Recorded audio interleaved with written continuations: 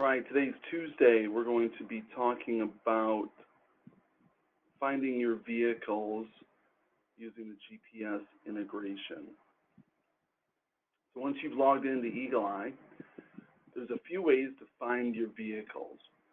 First, you want to make sure under the maintenance section that you've provided Eagle Eye support with all the proper units. This area also will allow you, if you have your events wired in, to ensure that you know that they're working correctly.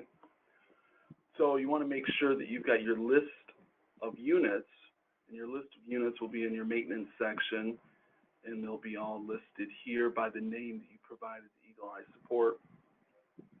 You'll then have the ability to put in a vehicle class. So you choose your vehicle class, and the vehicle classes are inputted under the admin section. And then you'll be able to ensure that they're updated: last data received, last recorded route, and then if you wanted to find if the unit is out and working, you click the testing button. And for this particular unit 97, the ignition is on, the left gutter broom is out, the center broom is down, the right gutter broom is in, and based on the type of unit you have is how they'll be wired for events.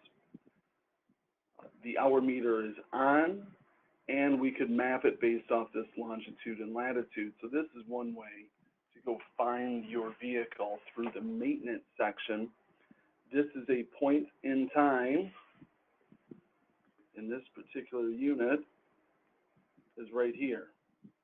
So we know that they're working somewhere in this vicinity and doing some work. It's not going to show you the geofence. If you've got a job geofence, it's not going to show you the job. It's just a place of where this vehicle is at a point in time. So if this unit is moving, maintenance section is not where you'd want to go to find or look at the path.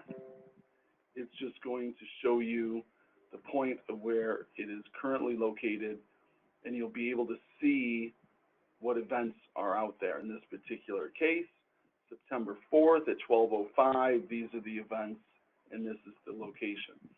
So that's the first one, is to know that under the maintenance section, you're able to identify your units, assign them a vehicle class, and the vehicle class will help with the revenue reporting, as well as it'll allow it to allow you to use the payroll reporting functionality if you add on that feature.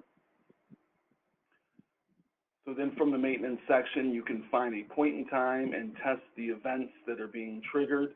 Now if we come back to that one, 12:07, we see now left gutter broom is in, center broom is up, right gutter broom is in, the hour meter is now off. If we check that location again, it's loading up here, and he's in a similar spot. Now he's just stopped, or she. So then that's the first place to make sure that your units are loaded correctly, and then you can test them yourself if you've wired them in for the GPS integration to know that all your events are triggering correctly.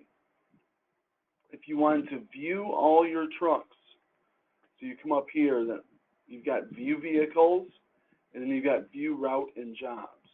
So view route and jobs is used for historical purposes. It's not going to give you information based off the current point in time. That is historical. View vehicles will give you up-to-date information and real-time activity of the unit. So if you want real-time activity, use the view vehicles. If you want historical view, which means that the unit had to have left the shop and come back to the shop, then you'd use view routes jobs. So right now we're just going to take a look and say view all vehicles, and this will tell us exactly where all of our units are located right now. So if I go out and look out here, now I can tell by color what type of unit these are. and your color coding is set in the admin section as well, and where these ones are physically located. Again, this is going to be a point in time. As of right now, I know that Unit 97 is out here, 125 is up here, 136 is right here. Right, so we can kind of see where those are located. If I wanted to follow the path of a particular unit for that particular day to get real time, so I want to say Unit 97, let's choose 5 a.m., and I'm going to go somewhere in the future to make sure I get all the activity. And this is going to show me the path of this particular unit for today. So I can see here at 5:56, he was rolling out. We follow their path of where they're going to go. Looks like they were doing some sort of work right here and right by Rotunda Drive in the Southfield Freeway.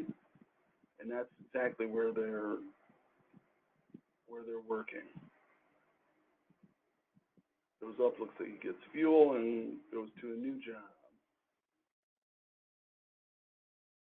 Then he's over here in Grosse Pointe Shores area, Grosse Pointe Farms. So we can follow it, and that takes us right up into right now, or about 10 minutes, 5 to 10 minutes within the current time. So you can see exactly where your unit is, the path that they took, the actual activity of the events that are being triggered, and based off the color coding here, you can pick up the speed at which they are going as well. If you want to know the historical approach, so we pick a date in the past, we say get routes. This is going to show us all the units that left and returned to the shop for routes starting on September 3rd. Even if a truck left that's GPS enabled on a particular day, if it didn't have a route associated with it, it would still show up that it left and came back. In particular, all these units had routes associated with it, and if you wanted to view the jobs on that particular route, you click on the route in the truck, and this is going to show you all the geofences that it crossed. The ones here in this purple color are actually jobs that are on the schedule. The other geofences that were crossed were not on the schedule. Now, just because they crossed through a geofence and it was not on the schedule does not mean that there was a problem. Maybe you sweep a fast food place and they went there to get food that day versus actually going to sweep it.